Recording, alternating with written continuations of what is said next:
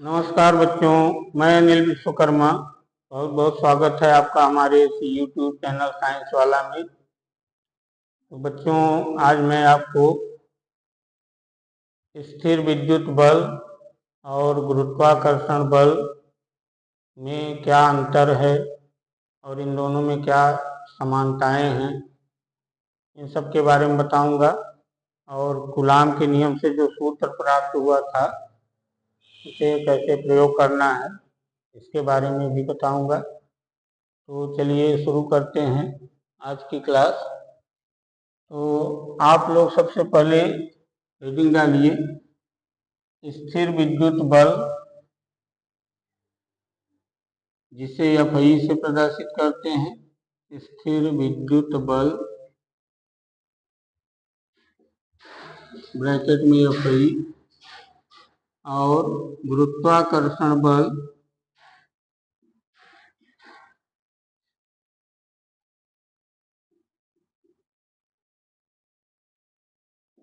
जिसे Fg से प्रदर्शित करते हैं, इन दोनों बलों में अंतर है। सबसे पहले इन दोनों बलों में अंतर समझते हैं क्या है। तो देखिए, आपको बताया गया था कि स्थिर विद्युत बल जो है वो आवेशों के बीच में लगता है। स्थिर विद्युत बल आवेशों के बीच में लगता है और गुरुत्वाकर्षण बल जो है वो द्रव्यमानों के बीच लगता है। तो एक अंतर यही है कि स्थिर विद्युत बल आवेशों के बीच लगता है और गुरुत्वाकर्षण बल द्रव्यमानों के बीच लगता है। देखिए, जैसे ये आवेश हैं Q1 और ये दूसरा आवेश है Q2, इन दोनों के बीच में कौन सा बल लगेगा? मान लीजिए आवेशों के बीच की दूरी कितनी है R, इन आवेशों के बीच में स्थिर विद्युत बल लगेगा। कितना लगेगा? 1/4πε0 इंटू Q1 Q2 बटे में R। ये स्थिर विद्युत बल किसके बीच लग रहा है? आवेशों के बीच में। देखिए, और ये मान लीजिए वस्तु है, इसका द्रव्यमान m1 है, ये दूसरी वस्तु है, इसका द्रव्यमान m2 है, ये दोनों एक दूसरे से r दूरी पर रखे हुए हैं। तो चूंकि ये द्रव्यमान है, वस्तु है, तो उनमें द्रव्यमान होता है। तो इन द्रव्यमानों के बीच में कौन सा बल लगेगा? गुरुत्वाकर्षण बल, जिसे Fg से प्रदर्शित करते हैं। और कितना लगेगा? कैपिटल G m1 m2 बटे में r² के बराबर इतना बल गुरुत्वाकर्षण बल लगेगा द्रव्यमानों के बीच। तो देखिए, एक अंतर यही है, स्थिर विद्युत बल जो है वो आवेशों के बीच लगता है और गुरुत्वाकर्षण बल द्रव्यमानों के बीच लगता है। दूसरा अंतर देखिए क्या है, और अंतर है इसमें। जैसे ये जो स्थिर विद्युत बल होता है, ये आकर्षण और प्रतिकर्षण दोनों प्रकार का होता है। स्थिर विद्युत बल आकर्षण बल भी हो सकता है और प्रतिकर्षण बल भी हो सकता है। लेकिन जो ये गुरुत्वाकर्षण बल है, ये केवल आकर्षण प्रकृति का होता है। एक अंतर ये भी है इसमें कि स्थिर विद्युत बल आकर्षण और प्रतिकर्षण दोनों प्रकृति का होता है और गुरुत्वाकर्षण बल केवल आकर्षण प्रकृति का होता है। और देखिए अंतर क्या है, ये जो स्थिर विद्युत बल है ये अत्यंत प्रबल बल होता है। ये बल कैसा होता है? अत्यंत प्रबल। और ये जो बल है गुरुत्वाकर्षण बल, ये दुर्बल बल होता है, कमजोर बल होता है। और देखिए अंतर क्या है, स्थिर विद्युत बल जो है वो माध्यम पर निर्भर करता है। अभी आवेशों को उठाकर किसी माध्यम में, जैसे कि जल में रख दिया जाए, तो इन आवेशों के बीच लगने वाले बल का मान बदल जाएगा। तो इसलिए कह सकते हैं हम लोग कि स्थिर विद्युत बल माध्यम पर निर्भर करता है, लेकिन ये जो गुरुत्वाकर्षण बल है ये माध्यम पर निर्भर नहीं करता। एक अंतर ये भी है इसमें। और अंतर है, देखिए, स्थिर विद्युत बल जो है, इसके लिए स्थिर विद्युत बल में देखिए जो दूरी है आर, आर आर का मान जो है यानी आवेशों के बीच की दूरी का मान 10 की घात -15 मीटर से कम नहीं होना चाहिए। आवेशों के बीच की दूरी जो आर है इसका मान 10 की घात -15 मीटर से कम नहीं होना चाहिए।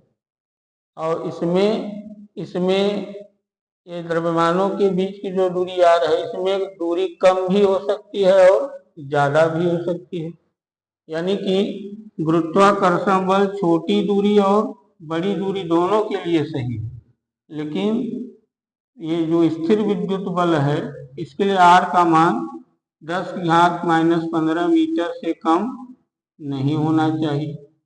यानी आवेश कम से कम इतनी मीटर दूरी पे रहे या इससे ज्यादा, इससे कम दूरी पे न रहे, तब स्थिर विद्युत बल वहां काम करेगा। और यहाँ गुरुत्वाकर्षण बल के लिए दूरी कम हो चाहे ज्यादा, चाहे छोटी दूरी हो चाहे बड़ी दूरी, हर जगह गुरुत्वाकर्षण बल कार्य करेगा। ये सब इसमें अंतर है। तो चलिए हम लिख दे रहे हैं, आप लोग लिखिए क्या अंतर है इनमें। तो लिखिए पहला अंतर क्या है इसमें।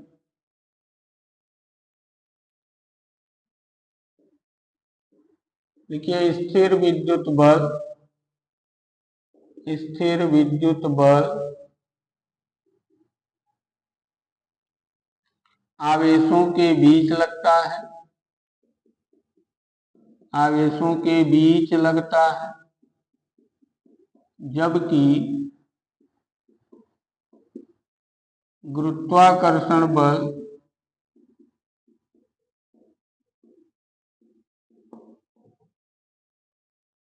द्रव्यमानों के बीच लगता है, द्रव्यमानों के बीच लगता है।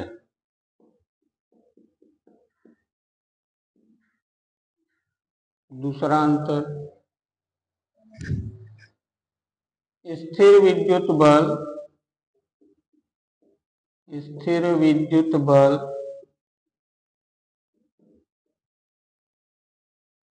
आकर्षण एवं प्रतिकर्षण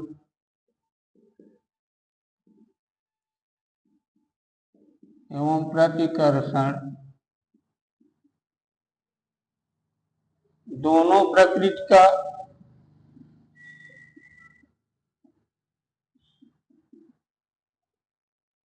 होता है, जबकि गुरुत्वाकर्षण बल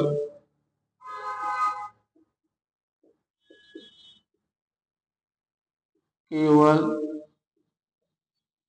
आकर्षण प्रकृति का होता है, आकर्षण प्रकृति का होता है। तीसरा नोट कीजिए आप लोग,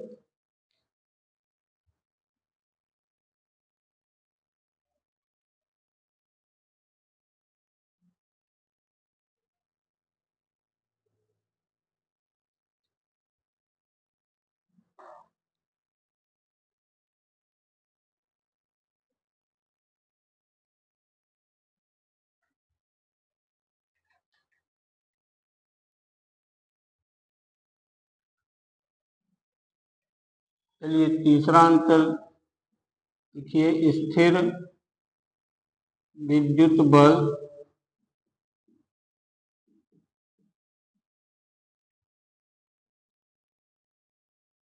स्थिर विद्युत बल अत्यंत प्रबल बल होता है, अत्यंत प्रबल बल होता है,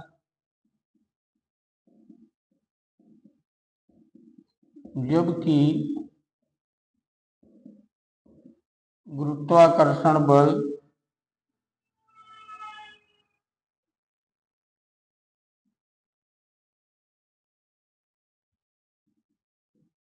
दुर्बल बल होता है।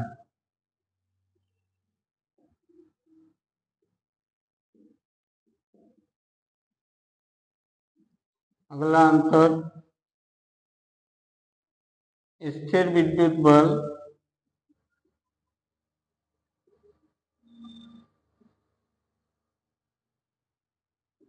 माध्यम पर निर्भर करता है।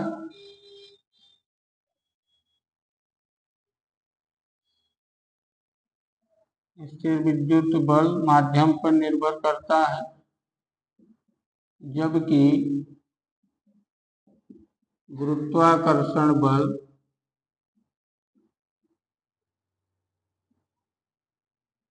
माध्यम पर निर्भर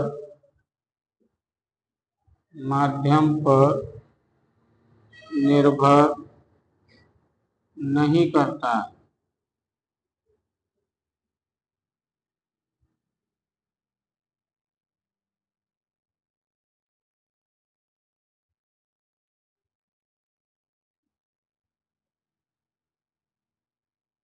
स्थिर विद्युत बल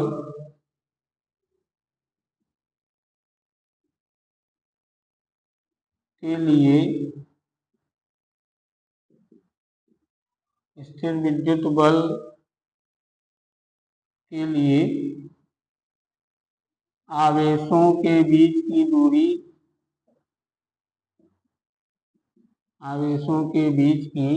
दूरी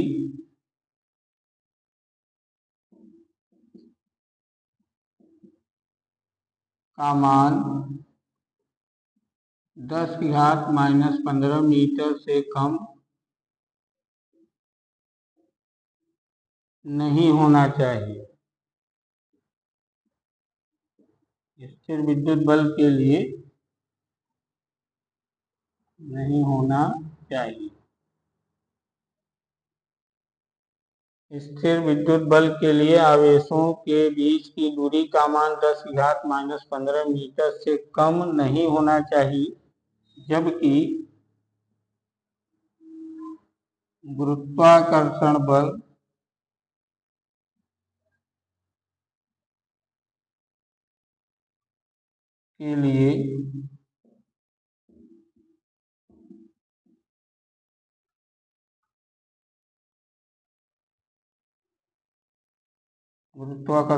के लिए द्रव्यमानों के बीच की दूरी का मान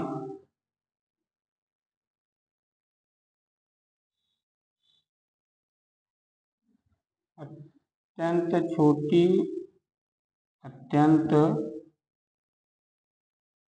छोटा या बड़ा हो सकता है। अत्यंत छोटा या बड़ा हो सकता है।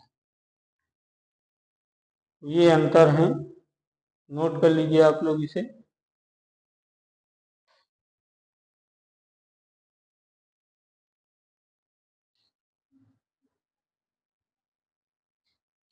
चलिए इसे मिट दें।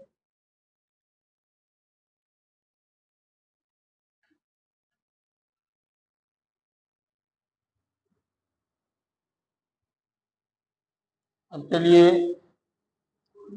स्थिर विद्युत बल Fi और गुरुत्वाकर्षण बल Fg में अंतर हो गया। अब समानता क्या है? समानता, दोनों बलों में क्या समानता है? देखिए इन दोनों बलों का सूत्र देखिए, जो Fi बराबर है 1/4πε0 इंटू Q1 Q2 बटे में R², और Fg बराबर होता है कैपिटल G m1 m2 बटे में R²। यहाँ देखिए कि ये जो बल है, कूलाम के नियम में पढ़े थे कि ये जो स्थिर विद्युत बल होता है दूरी के वर्ग के व्युत्क्रमानुपाती होता है। देखिए Fi दूरी के वर्ग के क्या है? व्युत्क्रमानुपाती। इसी तरह से जो गुरुत्वाकर्षण बल है, न्यूटन का नियम पढ़िए, उसमें भी यही बात लिखी हुई है कि ये जो गुरुत्वाकर्षण बल है वो दूरी के वर्ग के व्युत्क्रमानुपाती होता है। तो देखिए ये चीज दोनों में क्या है? सेम है। इन दोनों बलों में यही समानता है ना कि दोनों बल दूरी के व्युत्क्रम वर्ग नियम का पालन करते हैं। दोनों बल दूरी के व्युत्क्रम वर्ग नियम का पालन करते हैं। तो पहली समानता हम यही लिख दे रहे हैं कि दोनों बल अर्थात Fi व Fg दूरी के व्युत्क्रम वर्ग नियम का पालन करते हैं। ये समानता हो गई। और दूसरा, दोनों बल अर्थात Fi व Fg दोनों बल अर्थात Fi व Fg संरक्षी बल होते हैं।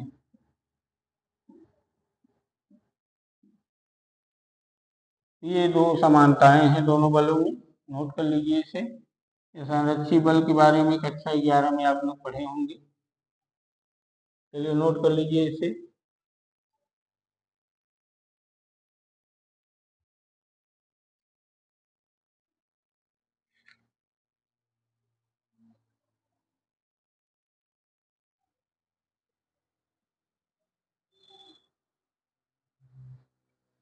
चलिए इसे मिट रहे हैं। चलिए अब हेडिंग डालिए, कूलाम के नियम से जो सूत्र प्राप्त हुआ था उसका प्रयोग कैसे करेंगे। हेडिंग डालिए, कूलाम के नियम का प्रयोग कूलाम के नियम से प्राप्त सूत्र का प्रयोग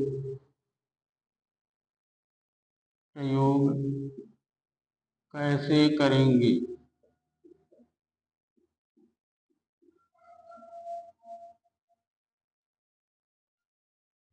देखिए, कूलाम के नियम से हमें कौन सा सूत्र मिला था? वो सूत्र था Fi, स्थिर विद्युत बल Fi बराबर 1/4 pi epsilon not into Q1 Q2 बटे में R²। ये सूत्र मिला था। इसी सूत्र का प्रयोग कैसे करना है इसके बारे में देखिए। बच्चों, इस सूत्र में ये जो आवेश हैं दो ठो Q1 और Q2, इनका मान चिन्ह सहित नहीं रखना हो। जैसे मान लीजिए कि Q1 बराबर है -7 कूलाम और Q2 बराबर है मान लीजिए 5 कूलाम। तो देखिए, Q1 का मान माइनस चिन्ह में है, तो यहाँ सूत्र में जब Q1 का मान रखिएगा तो माइनस छोड़ कर रखिएगा, सिर्फ 7 भर रखिएगा। सिर्फ क्या रखिएगा? 7, चिन्ह सहित मान नहीं रखना। तो इस बात को हम लिख दे रहे हैं कि कूलाम के नियम से प्राप्त सूत्र में कूलाम के नियम से प्राप्त सूत्र में आवेशों का मान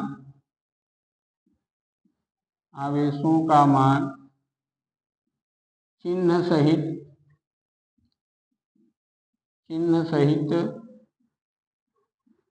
नहीं रखना चाहिए।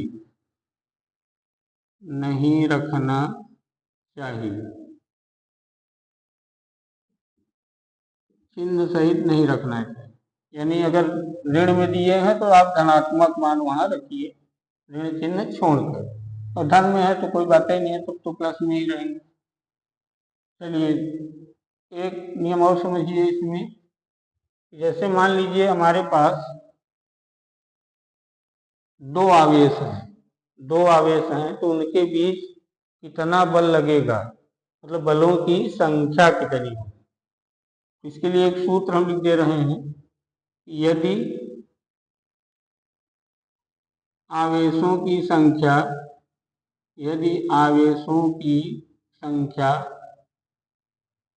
n है, तब आवेशों के बीच लगने वाले बलों की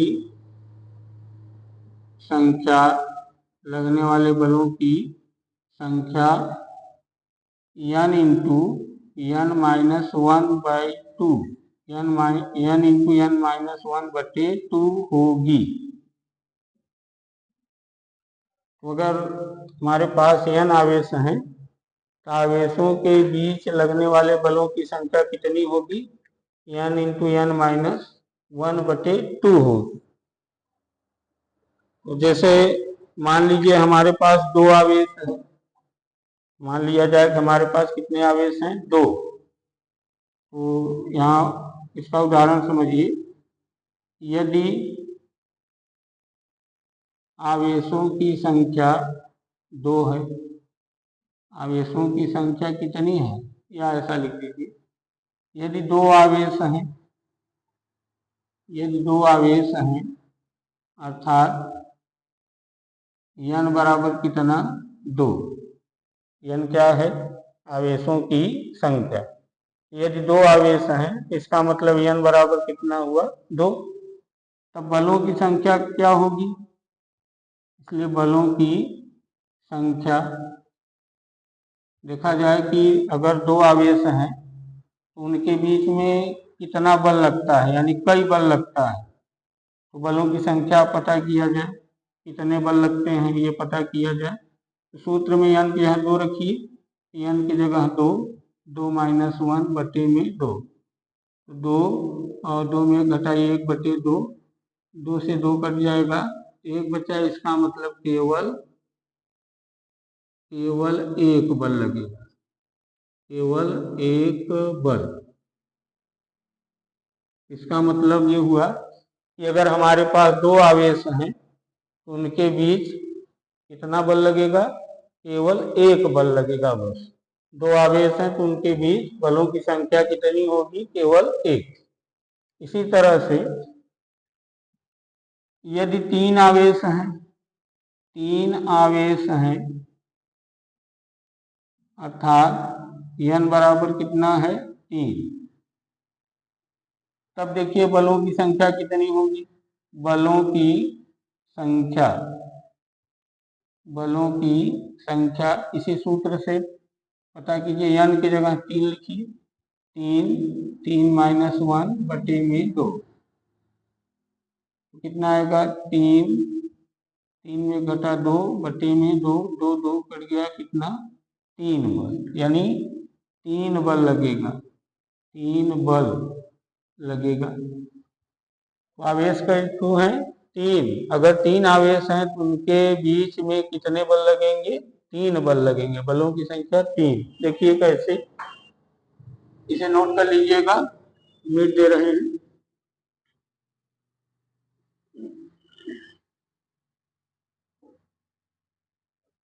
देखिए 3 आवेश हैं, मान लीजिए एक आवेश यहाँ है, एक आवेश यहाँ है, एक आवेश यहाँ।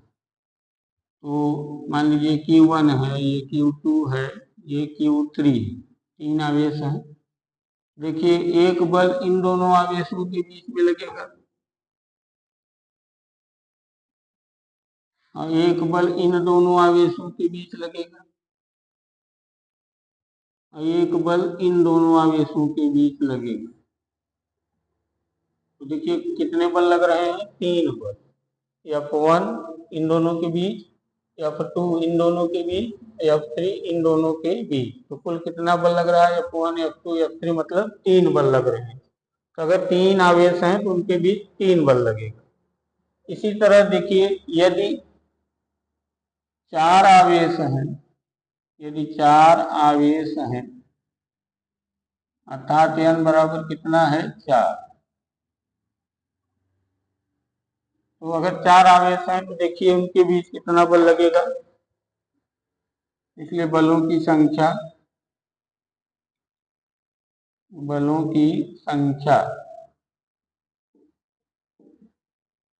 तो सूत्र में रखिए n की जगह 4 लिखिए।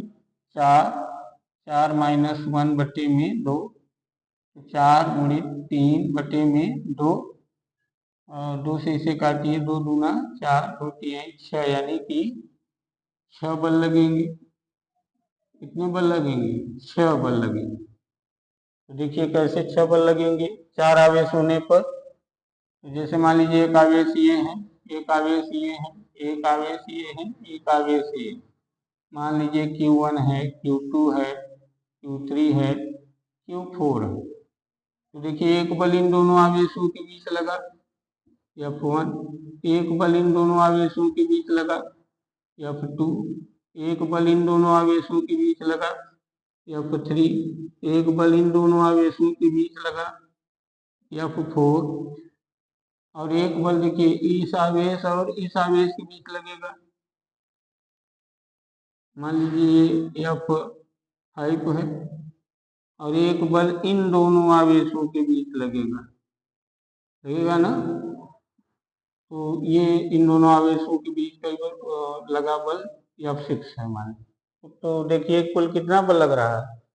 1 2 3 4 5 6, कुल 6 बल लग रहे हैं। अगर आवेश 4 हैं तो उनके बीच बलों की संख्या कितनी होगी? 6। इसे आप लोग बढ़िया से नोट कर लीजिए, इसलिए इसे मीट रहे हैं।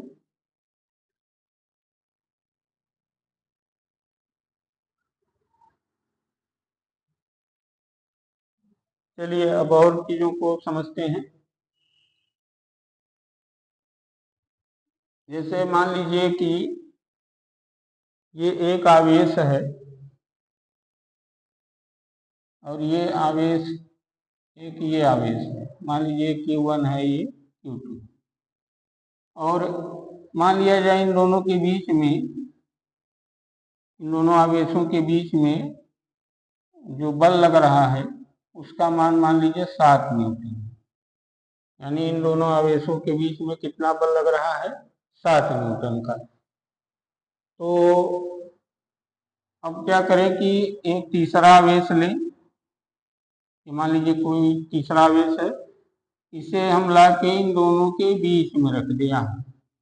मान लीजिए यहाँ रख दिया गया Q3 यहाँ। तो जब ये नहीं था तीसरा वाला आवेश, तब इन दोनों के बीच में कितना बल लग रहा था? 7 न्यूटन का। और हमने क्या किया कि इस तीसरे आवेश को ले जाकर इन दोनों के बीच में रख दिया। अब आप लोग ये बताइए कि तीसरा आवेश जब यहाँ आ जाएगा बीच में, इन दोनों के बीच में तीसरा आवेश जब आ जाएगा तो इन दोनों के बीच में जो पहले बल लग रहा था वो कम होगा कि ज्यादा होगा, कि तीसरे आवेश के आ जाने से कोई फर्क नहीं पड़ेगा? समझ रहे हैं ना हमारी बात? ये दोनों आवेश पहले से थे, इन दोनों के बीच में 7 न्यूटन का बल लग रहा था, और ये तीसरा आवेश उस समय नहीं, तब 7 न्यूटन का बल लग रहा था। जब तीसरे आवेश को ले जाकर इन दोनों के बीच में रख दिया गया, तो क्या इन दोनों के बीच में जो पहले बल लग रहा था वो कम हो जाएगा कि ज्यादा हो जाएगा, कि कुछ फर्क नहीं पड़ेगा? यानी तीसरे आवेश के आ जाने से इन दोनों के बीच में जो बल लग रहा था ये कम होगा कि ज्यादा होगा, कि जितना है उतना ही होगा, यानी कोई फर्क नहीं पड़ेगा लगने वाले बल पर? बताइए। तो देखिए दोस्तों, इसको एक उदाहरण से समझ लीजिए। जैसे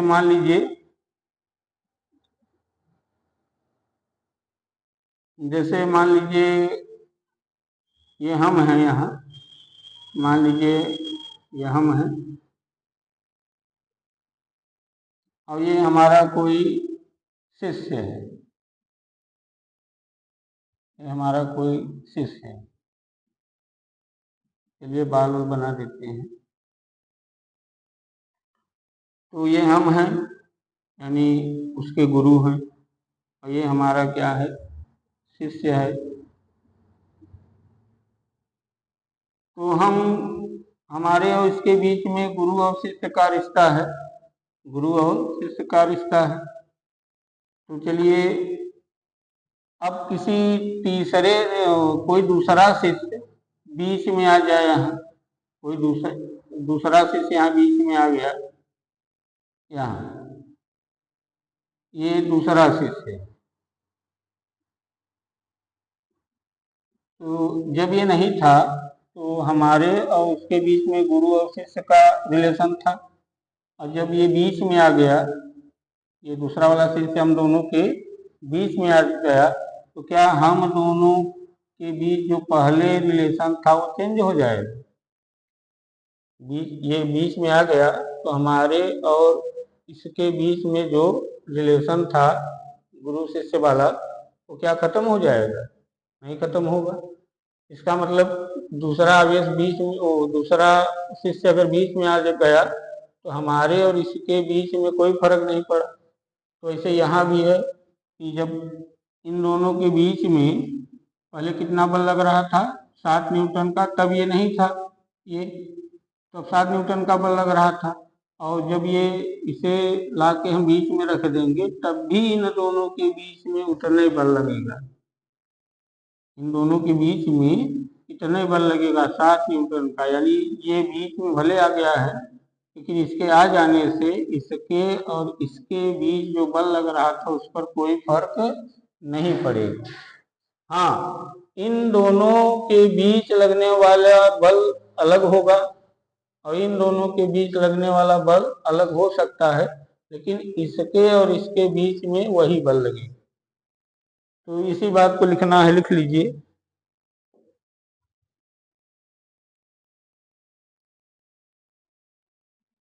तो लिखिए इसे,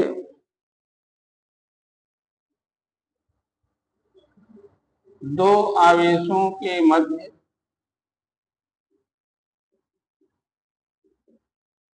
किसी तीसरे आवेश को रखने पर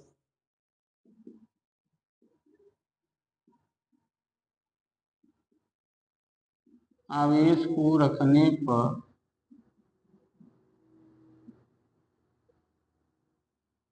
दो आवेशों के मध्य किसी तीसरे आवेश को रखने पर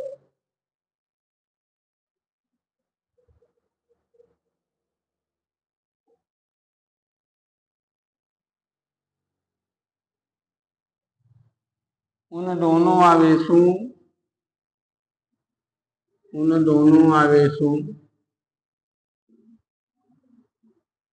के बीच उन दोनों आवेशों के बीच लगने वाले बल के मान में कोई प्रभाव नहीं पड़ेगा, नहीं पड़ेगा। दो आवेशों के मध्य किसी तीसरे आवेश को रखने पर उन दोनों आवेशों के बीच लगने वाले बल के मान में कोई प्रभाव नहीं पड़ेगा। चलिए नोट कर लीजिए इसे।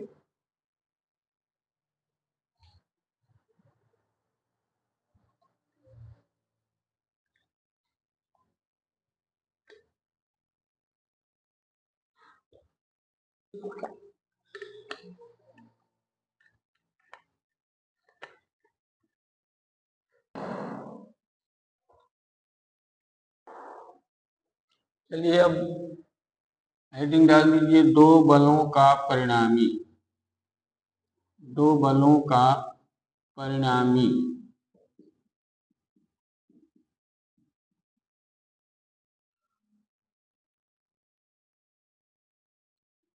देखिए, परिणामी का मतलब होता है टोटल बल, कुल बल। तो दो बल हैं तो उनका क्या निकालना होगा, परिणामी। ऐसा देखिए होता है कि किसी एक वस्तु पर मान लीजिए दो बल लग रहे हैं, एक बल इस दिशा में लग रहा है, एक बल इस दिशा में लग रहा है। एक वस्तु है, इसके ऊपर इस दिशा में भी बल लग रहा है, इस दिशा में भी बल लग रहा है। तो क्योंकि इस वस्तु पे दो बल लग रहे हैं, तो जब भी किसी एक वस्तु पर दो बल लगे या दो से अधिक बल लगे तो वहां परिणामी बल निकालना चाहिए, टोटल बल निकालना चाहिए। परिणामी मतलब टोटल। देखिए जैसे हम हैं, अब हमारा ये हाथ कोई पकड़ के इधर खींचे और ये वाला हाथ पकड़ के कोई इधर खींचे, इसका मतलब है कि हमारे ऊपर दो बल लग रहे हैं। तो एक बल इधर लग रहा है, एक बल इधर, हमारे ऊपर कई बल लग रहे हैं, दो बल। तो हमारे ऊपर टोटल बल कितना लग रहा है? दो बल लग रहे हैं, कोई इधर खींच रहा है, कोई इधर खींच रहा है, तो हमारे ऊपर टोटल कितना बल लग रहा है, उसी को बोलते हैं परिणामी। तो देखिए दो बलों का परिणामी कैसे निकाला जाता है। जैसे मान लीजिए एक ये कोई वस्तु है, इस पे एक बल इस दिशा में लग रहा है जिसे F1 हम लिख रहे हैं, एक बल इस दिशा में लग रहा है जिसे हम F2 कह रहे हैं। या फिर इधर देखिए, जैसे मान लीजिए एक वस्तु है, इस पे एक बल इस दिशा में लगा जिसे हम F1 कह रहे हैं, और इसी वस्तु पर एक बल और लग रहा है, उसकी दिशा भी इधर है और उसे हम F2 कह रहे हैं। तो देखिए इस वस्तु पर दो बल लग रहे हैं, F1 और F2, और दोनों एक ही दिशा में लग रहे हैं। इस वस्तु पर दो बल लग रहे हैं, F1 और F2, और दोनों एक ही दिशा में लग रहे हैं। तो इसका परिणामी निकालना पड़ेगा, क्योंकि इस वस्तु पे दो बल लग रहे हैं और दोनों बलों की दिशा एक ही है। तो बलों का परिणामी कैसे आएगा? तो देखिए जब किसी वस्तु पर दो बल लगे और दोनों बलों की दिशा एक ही हो, दोनों बलों की दिशा एक ही हो, मतलब एक ही तरफ दोनों बल एक ही दिशा में लगे, तब परिणामी बल यानी नेट फोर्स, टोटल बल, नेट फोर्स कैसे निकाला जाएगा? तो नेट फोर्स को हम F से लिख रहे हैं, यानी परिणामी बल को F से लिख रहे हैं। और ये कैसे आएगा? इन दोनों बलों को जोड़ने से आ जाएगा। दोनों बलों को क्या कीजिए, जोड़ दीजिए, F1 प्लस F2 कर दीजिए, तो बलों का परिणामी मिल जाएगा।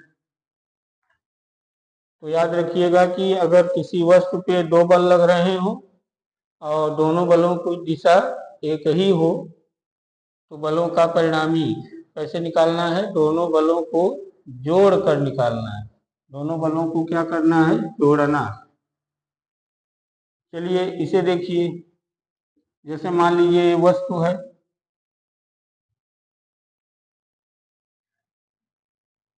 और इस वस्तु पर एक बल इस दिशा में लग रहा है जिसे हम F1 लिख रहे हैं, और एक बल इस दिशा में लग रहा है जिसे F2 हम कह रहे हैं।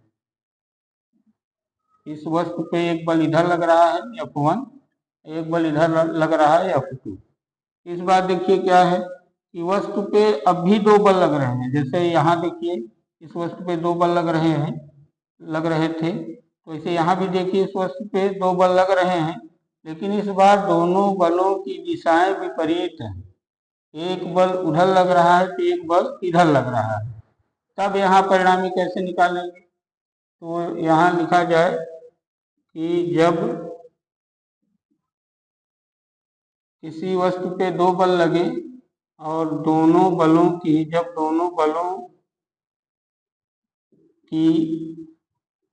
या ऐसे लिख दीजिए, जब दोनों बल विपरीत दिशा में लग रहे हो, जब दो बल विपरीत दिशा में जब दो बल विपरीत दिशा में लग रहे हों, तब परिणामी बल तब परिणामी बल कैसे निकालना है, परिणामी बल को F लिखें। कैसे निकालना है, इन दोनों को घटा के निकालना है। इन दोनों बलों को क्या कर देना है, घटाना। तो दोनों बलों को घटा देंगे तो परिणामी बल आ जाएगा। अब इन दोनों को घटाने से परिणामी बल आएगा, लेकिन इसमें से किसको घटाना है, तो इन दोनों बलों में से जो बड़ा होगा उसमें से छोटे को घटाना होगा। इन दोनों बलों में से जो बड़ा बल होगा उसमें से छोटे वाले बल को घटा दीजिए तो क्या मिलेगा, परिणामी बल। तो हम यहाँ F1 लिख दे रहे हैं और यहाँ डिफरेंस का चिन्ह लिख दे रहे हैं, यहाँ F2। देखिए यहाँ माइनस नहीं लगाया, डिफरेंस है, अंतर है, यानी दोनों बलों का अंतर। अब अंतर का मतलब वही कि जो बड़ा हो उसमें से छोटे को घटा दीजिए। चलिए एक और समझिए, जैसे मान लीजिए,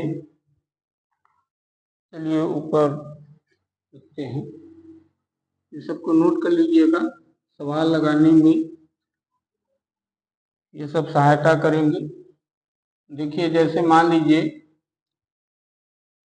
ये वस्तु है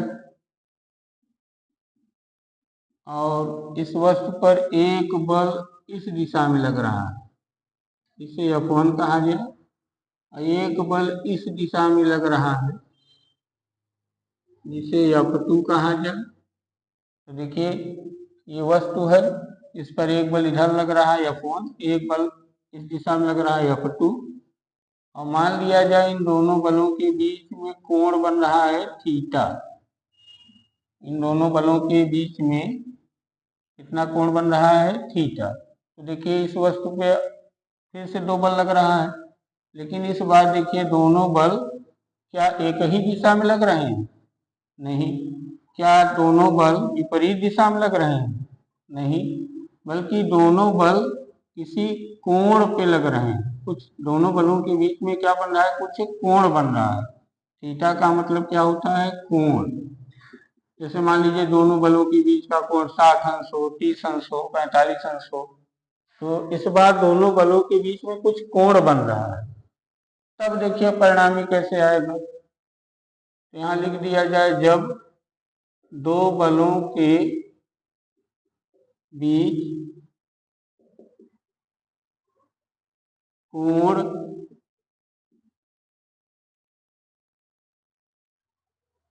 थीटा हो, या ऐसा लिख दें, जब दोनों बलों के बीच थीटा कोण बन रहा हो तब दोनों बलों के बीच में थीटा कोण बन रहा हो तब परिणामी बल F बराबर होगा, एक सूत्र कक्षा 11 में पढ़े होंगे, वो है F1 square plus F2 square plus 2F1 F2 cos theta. तब परिणामी बल इस सूत्र से निकालना, परिणामी बल इस सूत्र को लगाकर निकालना। तो देखिए जब वस्तु पर दो बल लगे और दोनों बलों की दिशा एक ही तरफ रहे तो परिणामी बल निकालने के लिए दोनों को क्या करना है, जोड़ना है। और जब वस्तु पे दो बल लगे लेकिन दोनों बलों की दिशाएं विपरीत हों ना, तो परिणामी निकालने के लिए दोनों को क्या करना है, घटाना है। लेकिन घटाते समय याद रखिएगा बड़े में से छोटे को घटाना है। और जब किसी वस्तु पे दो बल लगे और बलों के बीच में कुछ कोण बने तो परिणामी बल निकालने के लिए √F1 square plus F2 square plus 2F1 F2 cos theta वाले सूत्र का प्रयोग कर देंगे, परिणामी बल आपको मिल जाएगा। तो आज की वीडियो यहीं तक रहने दें। अगले वीडियो में आपको कुछ न्यूमेरिकल कूलॉम के नियम से जो सूत्र प्राप्त हुआ था उसके कुछ न्यूमेरिकल बताएंगे। तब तक के लिए नमस्कार।